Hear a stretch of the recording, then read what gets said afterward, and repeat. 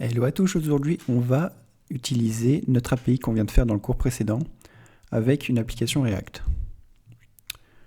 Donc pour cela on va aller sur le site de React, créer une première application, donc create a new app, on va faire un npx create React app.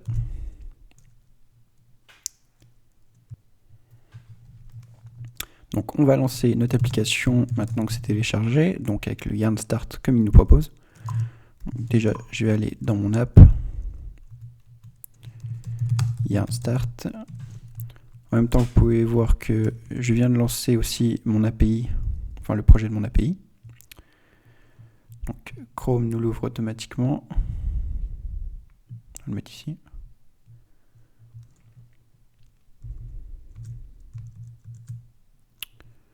Je glisse my app dans mon éditeur de texte et on va prendre app.js. Donc on peut voir que notre app ressemble à ça pour l'instant, il n'y a rien. Et on va aller prendre un petit bout de code dans la doc qui utilise une API. Je ne sais plus où il est exactement.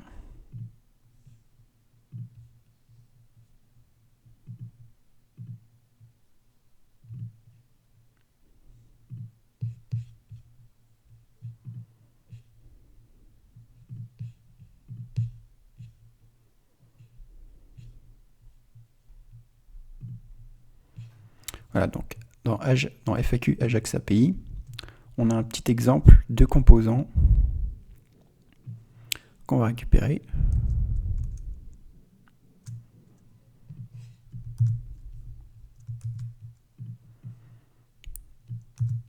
Donc, je vais juste enlever le logo et le CSS.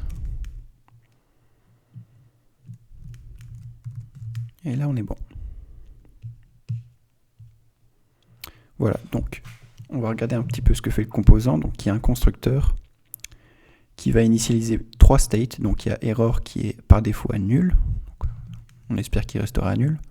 Le isLoaded qui est à false tant que le component didmount n'a pas été appelé, ça va rester à false. Et nos items, donc qui vont être récupérés par l'API. Pour l'instant, c'est un tableau vide. Il y a le render. Donc le render, il retourne une erreur si on a une erreur. Sinon, ça met loading.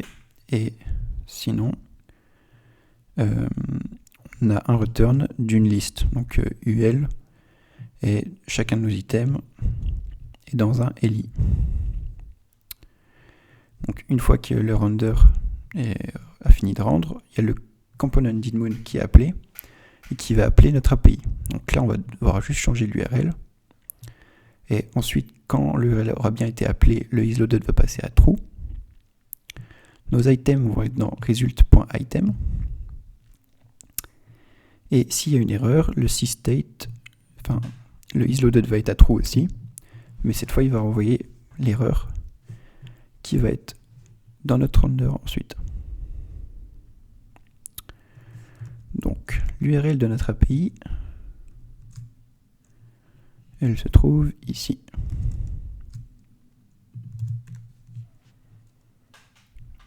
Nous, on l'avait fait avec API Platform, donc il faut aller dans /API/event.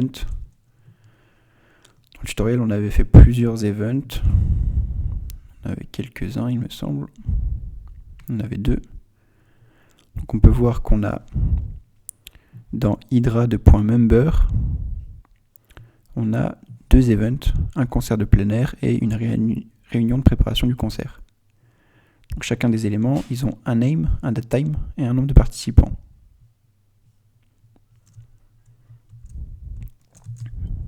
Donc voilà l'URL.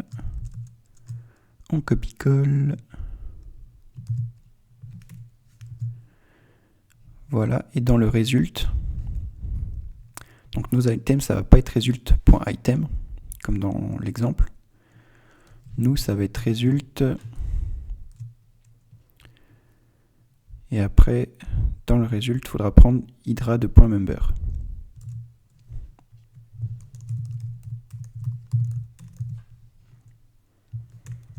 Avant le state, on peut même faire un console.log pour voir si tout s'est bien passé. De résulte.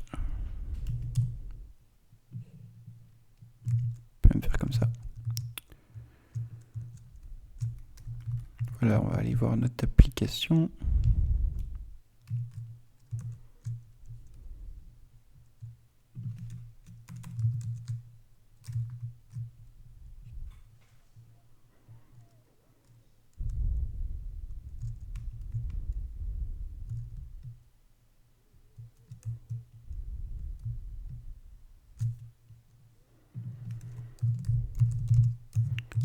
Il manque juste l'export.